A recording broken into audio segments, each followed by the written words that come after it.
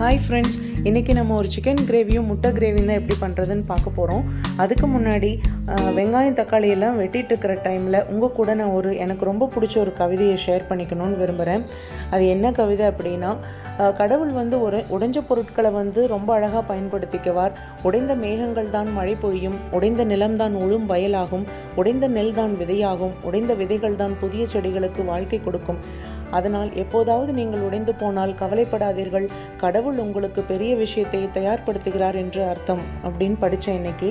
So எனக்கு ரொம்ப பிடிச்சிருந்தது, அதனால தான் உங்கள் கூட ஷேர் பண்ணிக்கிறேன். ஸோ வாங்க நம்ம இப்போ ரெசிபிக்குள்ளே போயிடலாம். 1 ஸ்பூன் அளவுக்கு மிளகாத்தூள் சேர்த்து நம்ம இந்த முட்டையை இதில் ஃப்ரை பண்ணி எடுத்துக்கலாம். ஆயில்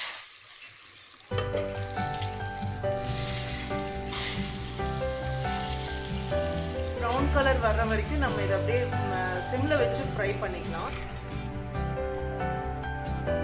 சிக்கனுக்கான எண்ணெய் காஞ்சிருச்சு.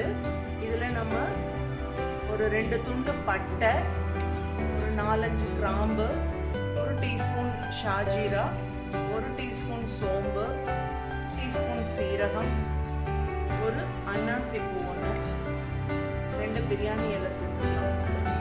இதில் நீல வாக்கில் கட் பண்ணி வச்சிருக்கிற வெங்காயம் சேர்த்துக்கலாம்.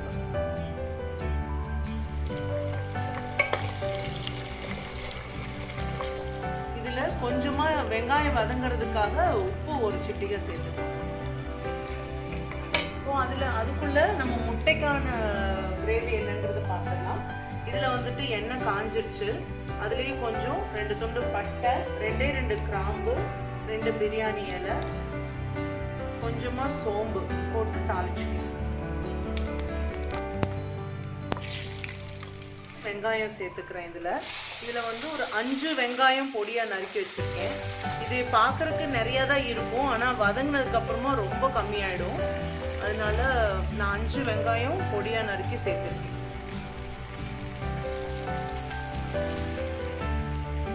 இது வெங்காயம் நல்லா வதங்கட்டும். இதை அப்படியே வச்சிடலாம் கொஞ்ச நேரம். அதுக்குள்ள நம்ம சிக்கனுக்கு அடுத்த ஸ்டெப் என்னங்கிறத பார்க்கலாம். 1 ஸ்பூன் அளவுக்கு இஞ்சி பூண்டு பேஸ்ட் சேர்த்துக்கலாம். எண்ணெயிலேயே இஞ்சி பூண்டு பேஸ்ட் போட்டு சேர்த்தா தான் ரொம்ப நல்லா இருக்கும் அந்த ஃப்ளேவர். இதில் 1 டீஸ்பூன் அளவுக்கு மஞ்சள் தூள், 2 ஸ்பூன் அளவுக்கு மிளகாத்தூள் சேர்த்துக்கலாம். 3 டீஸ்பூன் அளவுக்கு மல்லித்தூள் சேர்த்துக்கலாம். 1 ஸ்பூன் கரம் மசாலா. இதில் வெங்காயம், தக்காளி, சோம்பு, சீரகம் போட்டு பேஸ்ட் பண்ணி வச்சிருக்கேன். அதை இதில் சேர்த்துக்கலாம். 2 ஸ்பூன் கல்லுப்பு சேர்க்கிறேன்.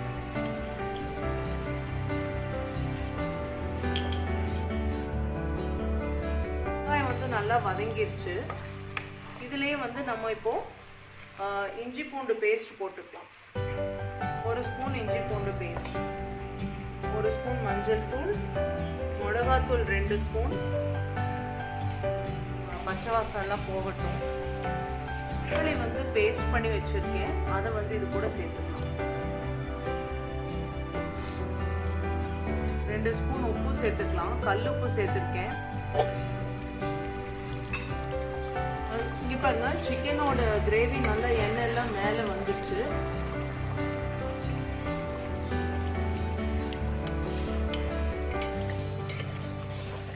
சோம்பு சீரகம் போட்டு தேங்காய் அரைச்சி வச்சிருக்கேன். இதுல இருந்து ஒரு 3 ஸ்பூன் இதுல சேர்த்துக்கலாம்.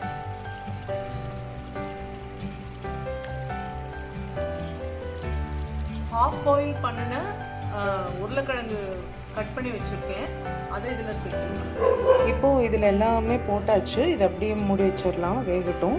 அதுக்குள்ளார முட்டை கிரேவிக்கு அடுத்த ஸ்டெப் என்னங்கிறத பார்த்துடலாம்.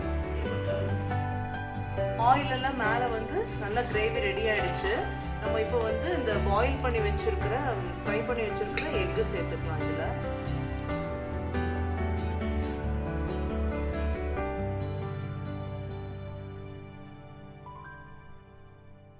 அவ்வளோதான், நம்மளுக்கு இப்போ கிரேவி ரெடி ஆயிடுச்சு. உருளைக்கிழங்கு நல்லா வெந்துருச்சு.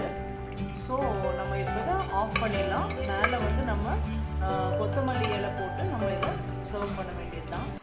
எக்கு கிரேவி சிக்கன் கிரேவியும் ரெடி ஆகிடுச்சு. நீங்களும் இந்த மெத்தடில் ட்ரை பண்ணி பாருங்கள். எனக்கு எப்படி இருக்குன்னு கமெண்ட் பாக்ஸில் சொல்லுங்கள். மீண்டும் பாட்டி சமையலில் வேற ஒரு ரெசிபியோடு உங்களை சந்திக்கிறேன். அது வரைக்கும் நன்றி, வணக்கம், பாய் ஃப்ரெண்ட்ஸ்.